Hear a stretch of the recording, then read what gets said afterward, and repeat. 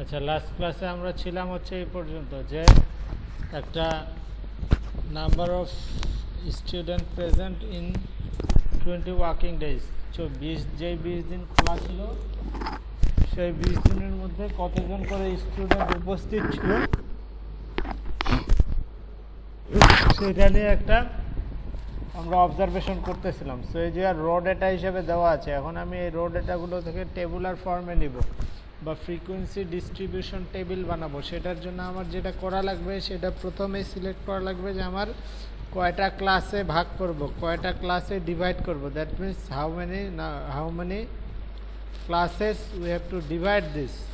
So এইটার জন্য একটা ফর্মুলা ছিল 2 to the power k greater or equal to n, 2 to the power k greater or equal to n। এই যে যেহেতু 20টা ওয়ার্কিং ডেজ, সেহেতু আপনারা আমার স্ক্রিন দেখতে পাচ্ছেন তো? জি স্যার, দেখতে পাচ্ছি। যেহেতু এই যে 20টা ওয়ার্কিং ডেজ, সেহেতু 2 to the power k greater or equal to 20 হবে। এই যে k এর বিভিন্ন মান বসায় দেখতেছি ইনইকুয়ালিটিটা কখন স্যাটিসফাই করে। k এর মান যখন 4 তখন সে রেজাল্ট দিল 16, 2 টু দি পাওয়ার 4 সমান 16, তবুও আমার ম্যাচ করে না। বাট k এর মান যখন 5, 2 টু দি পাওয়ার 5 সমান 32 গ্রেটার ইকুয়াল টু 20, এটা যেহেতু সত্য সেহেতু আমি k এর মান 5 নিলাম। এখন আমার দেখাইতে হবে যে আপনার ক্লাসগুলোর মধ্যে পার্থক্যটা কেমন হবে, 5 থেকে 10 যাবে না 5 থেকে 7 যাবে। এই পার্থক্যটার জন্য আমরা যেটা করব, ওই যে ডেটা সেটটা দেওয়া ছিল সেটার highest value minus lowest value divided by K, highest value minus lowest value divided by K. এই জায়গা থেকে আমরা দেখলাম হাইয়েস্ট ভ্যালু হচ্ছে 38, লোয়েস্ট ভ্যালু কত 15, 38 মাইনাস 15 ডিভাইডেড বাই কে এর মান যেহেতু 5 এত। এখন দেখেন এটা আসছে 4.6। সো আপনাকে এর মান 5 ধরলাম কেন?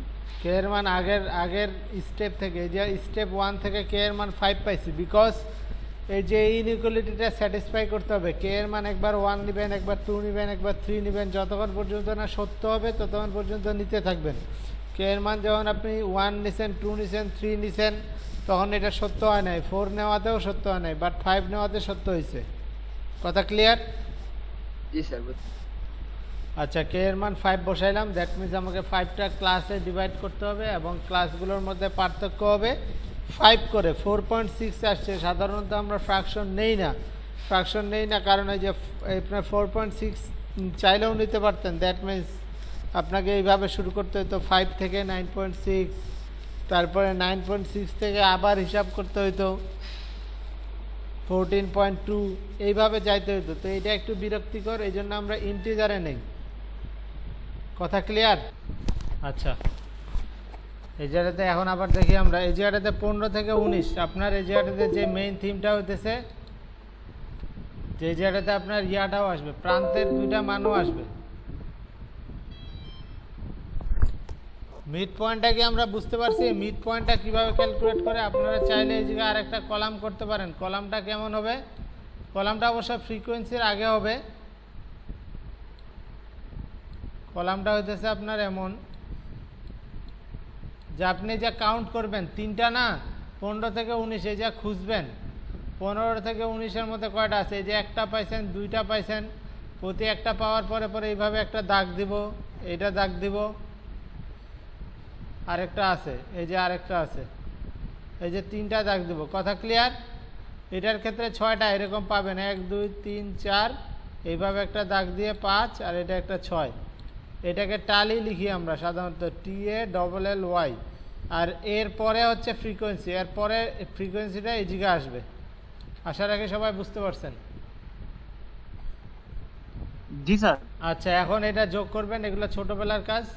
এখন আপনার জিওমেট্রিক মিনটা কি হবে ভাই? প্রতিটা মিড পয়েন্টের পাওয়ার হবে ফ্রিকোয়েন্সি, প্রতিটা মিড পয়েন্টের পাওয়ার হবে ফ্রিকোয়েন্সি, তাই না? প্রতিটা মিড পয়েন্টের পাওয়ার হবে ফ্রিকোয়েন্সি। সো এই যে দেখেন, এই যে এটা একটা মিড পয়েন্ট, 17-এর পাওয়ার হচ্ছে কিউব, 22-এর পাওয়ার হচ্ছে 6, 27-এর পাওয়ার হচ্ছে 2, 32-এর পাওয়ার হচ্ছে 5। এইভাবে গুণ হবে 1/n। 1/n করার পরে যে ক্যালকুলেশন হলে সেটা রেজাল্ট হচ্ছে এটা। কথা ক্লিয়ার? জি স্যার, ক্লিয়ার। আচ্ছা, এখন হারমোনিক মিন যদি আমি সহজভাবে বলি, অ্যারিথমেটিক মিনে আপনি করেন কি? অ্যারিথমেটিক মিনে আমরা করি কি সাধারণত? যোগ করে ওই সংখ্যা দিয়ে ভাগ দেই না? যতগুলা অবজারভেশন দেওয়া আছে এগুলা যোগ করে টোটাল নাম্বার দিয়ে ভাগ দেই, ঠিক আছে?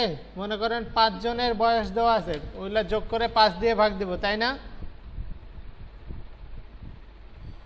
এটাকে বলা হয় গড়। আর হারমোনিক মিন একই কাজ, বাট এটা হচ্ছে উল্টা গড়। উল্টা মানের উল্টা গড়। উল্টা গড় বলতে আমি বুঝাই, আপনি আগে ভাগ দিতেন কি এন দিয়ে, এখন যদি আমি এনটাকে যদি উপরে দেই আর সংখ্যাগুলোকে যদি নিচে দেই, তাহলে কি এটা আপনি উল্টা গড় বলবেন না? আর উল্টা মান বলতেছি কারণ আগে যদি আপনার একজনের বয়স যদি 23 থাকতো, আপনি এখন এই জায়গা দিবেন 1/23। আগে যদি একজনের বয়স 25 থাকতো, এই জায়গা দিবেন আপনি 1/25। এগুলো যোগ করবেন। এই যোগফলটা আগে যেমন উপরে থাকতো, এখন আপনি নিচে দিবেন। আর আগে যদি 20 জন থাকতো, ওইটা যেমন আপনি নিচে দিতেন, এখন উপরে দিবেন। সহজ কথা, হারমোনিক মিন হচ্ছে উল্টা মানের উল্টা গড়। উল্টা মানের উল্টা গড়। এই যে 3টা সংখ্যার দিচ্ছে harmonic mean 144, that means 1/1, 1/4, 1/4, 1 inverse, 4 inverse, 4 inverse divided by 3। Clear? তার উপর আবার আরেকটা ইনভার্স। এটা ইনভার্স দিছে কারণ তারা গড়ের উল্টা করতেছে। আচ্ছা, হারমোনিক মিনের ডেফিনেশনটা দেখেন। এই যে যদি এগুলা কিছু অবজারভেশন হয়, তাহলে এটা কি হবে? এন হবে সাম ওভার 1/x, 1/x, 1/x, ঠিক আছে? n by sum over 1/xi। উল্টা মানের উল্টা গড়। উল্টা গড় হলো না, n হলো সাম ওভার 1/xi হলো না? কারো কি প্রবলেম আছে এটা বুঝতে? না স্যার। গুড। এখন দেখেন এই যে কিছু অবজারভেশন দেওয়া আছে, ওই আগের এক্সাম্পলটাই 10টা ডেটা সেট। এখন আপনার এটা হারমোনিক মিন, দ্যাট মিনস আপনি 1/63, 1/61, 1/65, 62, 1/60 এইভাবে যাবে।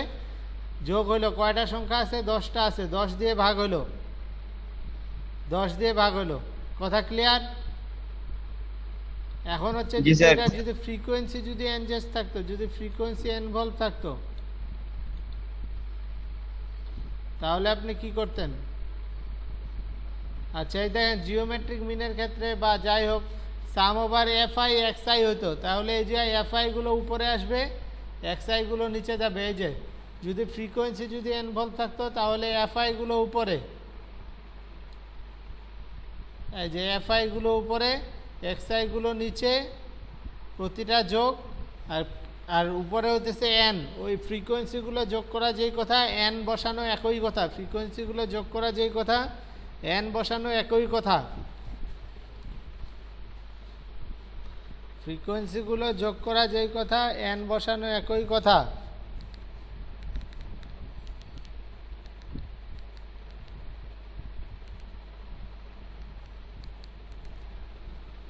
সো এই জায়গাটাতে দেখেন ফ্রিকোয়েন্সি দেওয়া আছে, তাহলে আপনার ক্লাস ইন্টারভাল দিয়ে কাজ হবে নাকি ইয়া করতে হবে?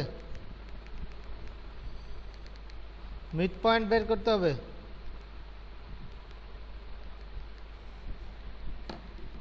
ক্লাস ইন্টারভাল দিয়ে কাজ হবে না, এগুলো মিড পয়েন্টগুলো বের করবেন। মিড পয়েন্টগুলো কীভাবে বের করে এগুলো আমরা জানি।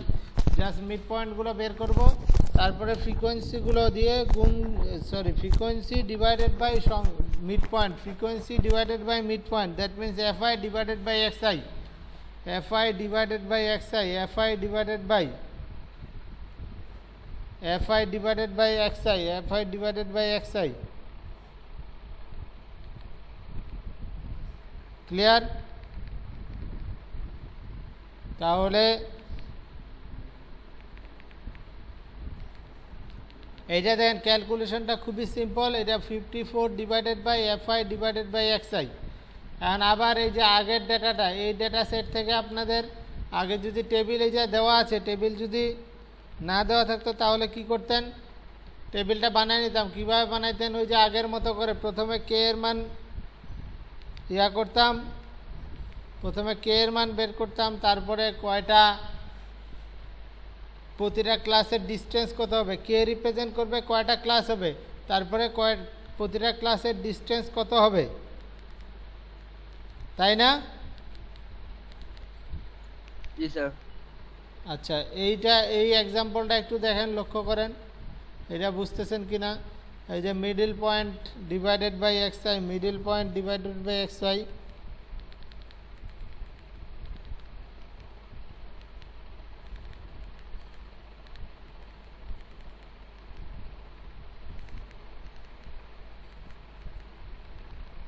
বুঝতে পারছেন?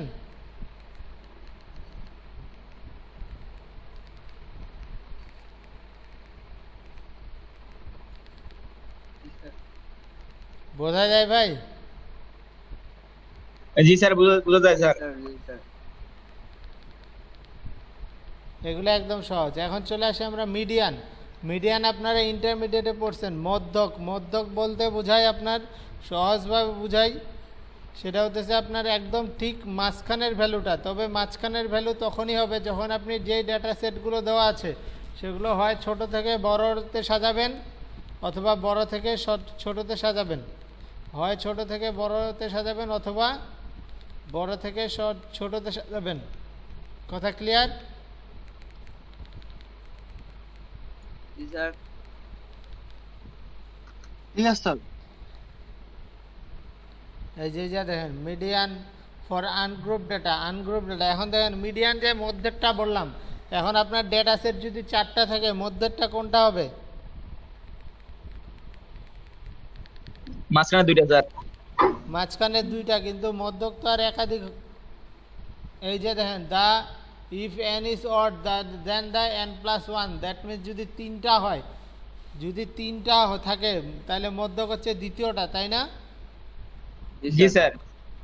কিন্তু এই জায়গাতে আপনি দ্বিতীয়টা কোন সূত্র দিয়ে আসতেছে, ওই যে আপনি 3 + 1 ডিভাইডেড বাই 2 যদি করেন, that means n + 1 divided by 2তম অবজারভেশনটাই না? জি স্যার। আচ্ছা, এইটা যদি হয়, এখন আবার আসেন যে যদি আবার n যদি ইভেন হয়, দ্যাট মিনস যে 4টা যদি হয়, তাহলে আপনারা বলতেছেন মাঝের 2টা, দ্যাট মিনস দ্বিতীয়টা আর তৃতীয়টা। বাট এই যে দ্বিতীয় আর তৃতীয়টার গড় তো বের করতে হবে নাকি? দ্বিতীয় আর তৃতীয়র গড় বের করতে হবে, কারণ মধ্যক সবসময় একটা ইউনিক ভ্যালু, মধ্যক সবসময় একটা ইউনিক ভ্যালু।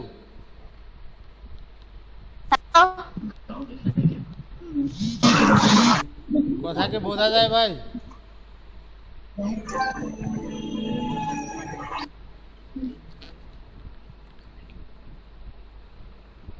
মধ্যক আবার একটু বলেন স্যার। মধ্যক সবসময় ইউনিক ভ্যালু, মানে সংখ্যা একটা আসবে, রেজাল্ট আসবে একটা, ঠিক আছে? সো এই জায়গা যদি আপনার দ্বিতীয় আর তৃতীয়, এটা বলা যাবে না, দ্বিতীয় আর তৃতীয়টা যোগ করে 2 দিয়ে ভাগ করলে যে রেজাল্টটা হবে ওইটাই হবে মধ্যকের মান। দ্বিতীয় আর তৃতীয়টা যোগ করে 2 দিয়ে ভাগ দিলে যেটা আসবে সেটাই হবে মধ্যকের মান। আশা রাখি বুঝতে পারছেন। বুঝেন নাই কেউ আছেন ভাই? মধ্যক, মধ্যক বা মিডিয়ান, এই যে যেমন দেখেন অবজারভেশন গুলো দেওয়া আছে, একদম মাঝখান থেকে 2টা নিলেন তাইলে কিন্তু হবে না, অবশ্যই এগুলাকে আগে ছোট থেকে বড় অথবা বড় থেকে ছোটতে সাজায় নিতে হবে, তারপরে নিতে হবে। কথা ক্লিয়ার? এই যে নিচে তাই করছে। জি স্যার। এই যে ছোট থেকে বড় নিচে, আপনারা বড় থেকে ছোট নিলেও সেম রেজাল্ট আসবে। এখন মাঝের 2টা কি করবে?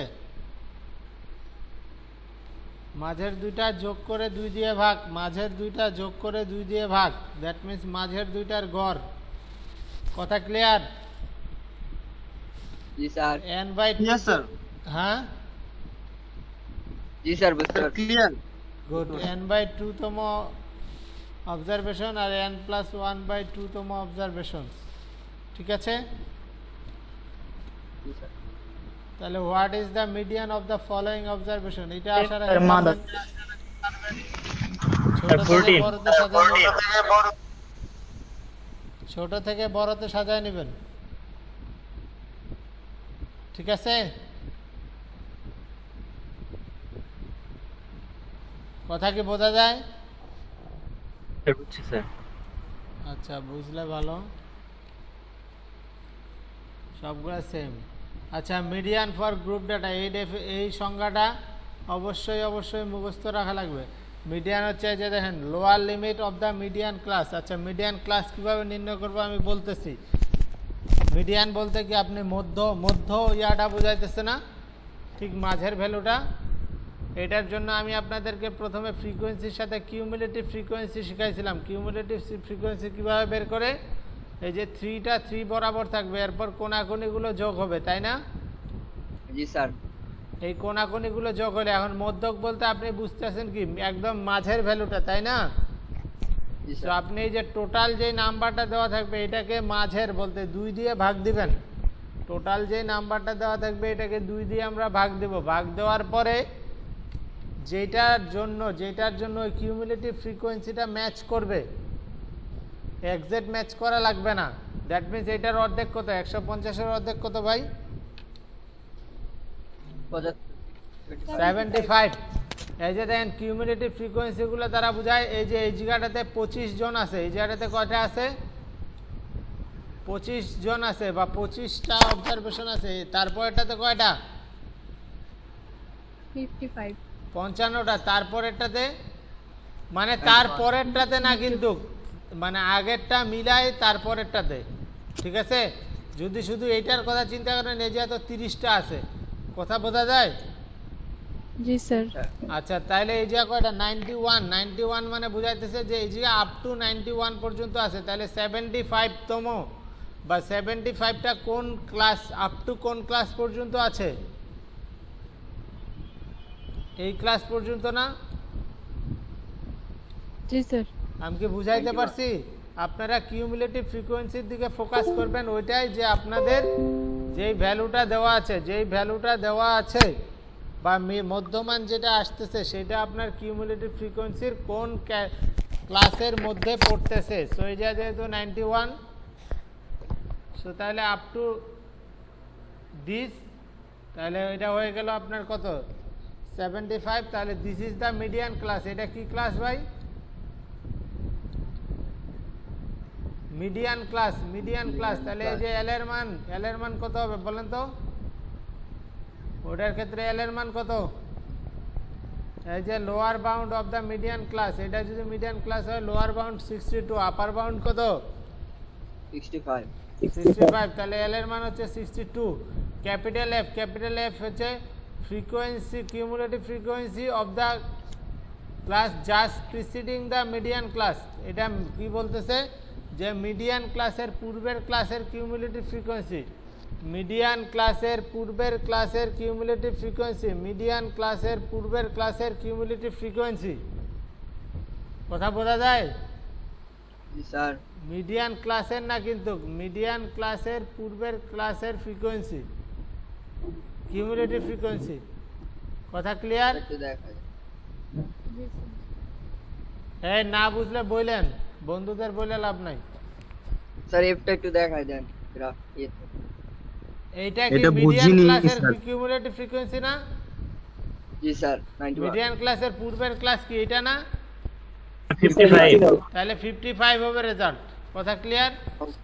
জি স্যার। আচ্ছা, এটা অনেক সময় আমি যেটা লিখি সেটা হচ্ছে এইভাবে লিখি, f of -1। তাহলে আমার বুঝতে সুবিধা হয়। আমি ফর্মুলায় যখন লিখবো f of নিচে -1 দিব ছোট্ট করে, যেন এটা বুঝি যে -1 দ্বারা কি বুঝাচ্ছে? আগের ক্লাস, আর +1 দ্বারা পরের ক্লাস। এটা আমি -1 দেবো। আর ক্যাপিটাল এফ দ্বারা কি বুঝাবে? Cumulative frequency. আর স্মল এফ দ্বারা শুধু ফ্রিকোয়েন্সি, মিডিয়াম ক্লাস। না, স্মল এফ দ্বারা শুধু ফ্রিকোয়েন্সি, আর ক্যাপিটাল এফ দ্বারা কিউমুলেটিভ ফ্রিকোয়েন্সি। -1 দ্বারা আগের ক্লাসের, +1 দ্বারা পরের ক্লাসের। কথা ক্লিয়ার? জি স্যার। এখন যে যেটা এটা নোটেশন যাই দেন সমস্যা নাই, বাট ভ্যালুটা সেম হইলেই হলো। কথা ক্লিয়ার? আর সি মানে তো হচ্ছে length of the median class. এই যে মিডিয়ান ক্লাসের লেন্থ কত? 65 - 62 +1, তাই না? +1 কেন করতেছে আপনারা বুঝতেছেন তো? কারণ এই যে 62ও আছে 65ও আছে, 62, 63, 64, 65 4 হবে, কিন্তু আপনি বিয়োগ করলে কিন্তু 3 হবে। কথা ক্লিয়ার? জি স্যার। ওই যে গিভেন ফর্মুলা আছে, এই ফর্মুলায় সবগুলার মান বসাইছি খালি। আশা রাখি বুঝতে পারছেন। জি স্যার বুঝছি। এখন এই ধরনের একটা প্রবলেম দেওয়া আছে, এই প্রবলেমটাকে আপনি আগে টেবিল বানাবেন, টেবিল কেমনে বানাবেন এটা আমরা আরো আগে শিখছি। তারপরে কি করলাম, এই যে কিউমুলেটিভ ফ্রিকোয়েন্সি, এই যে যেহেতু 20 এর অর্ধেক কত ভাই? 10 10 এখন কোন এই যে আছে কত, সেকেন্ড ক্লাস পর্যন্ত আপ টু 9 আছে, বাট আমার লাগবে 10, তারপরের ক্লাসে এই জন্য চলে গেলাম। ঠিক আছে, এই যে 10 আছে না? আচ্ছা 10 যদি থাকে, এরপরে জাস্ট কি করছি, ওই ফর্মুলায় ফেলছি। কথা ক্লিয়ার? জি স্যার জি। আচ্ছা এই পর্যন্ত যা পড়াইলাম বুঝতে কারো প্রবলেম হয়েছে? পরীক্ষার হলে যে এই প্রবলেমগুলোই থাকবে এমন আশা করে কোনো লাভ নাই, এই টাইপের থাকবে, বাট এই প্রবলেমটাই থাকবে না। স্যার আবার একটু সি না সি যে স্যার ওটা একটু। আচ্ছা সি মানে হচ্ছে আপনার এই যে পার্থক্য 25 থেকে 29-এর পার্থক্য কত? মিডিয়ান ক্লাসের ব্যবধি বা পার্থক্যটা কত? 29 মাইনাস 25 করলে কিন্তু হবে না ভাই, কারণ এই জায়গা 29 মাইনাস 25 প্লাস 1 করতে হবে, তাহলে মিলবে। অথবা আপনি হাতে গুনবেন 25, 26, 27, 28, 29, 5 হইতেছে। কথা জি, স্যার। ক্লিয়ার? আর এই ব্যবধিগুলো জি, স্যার। সাধারণত সেমই থাকবে, ব্যবধিগুলো প্রতিটা ক্লাসেই সেমই থাকবে। কথা ক্লিয়ার? জি স্যার। কারো কোশ্চেন? না স্যার। কারো কোশ্চেন আছে? না স্যার। কোশ্চেন না থাকলে ভেরি গুড।